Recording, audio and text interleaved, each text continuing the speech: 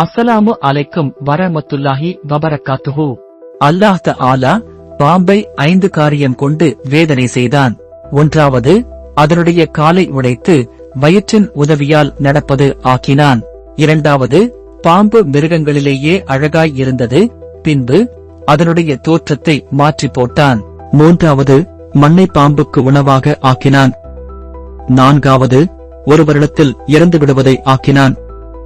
ஐந்தாவது, ஆதமுடைய மக்களுக்கு பகையாக்கினான். அவர்கள் அந்த பாம்பை கண்ட இடத்தில் கொல்லுவார்கள். பின்பு மயிலை 4 காரியம் கொண்டு வேதனை செய்தான்.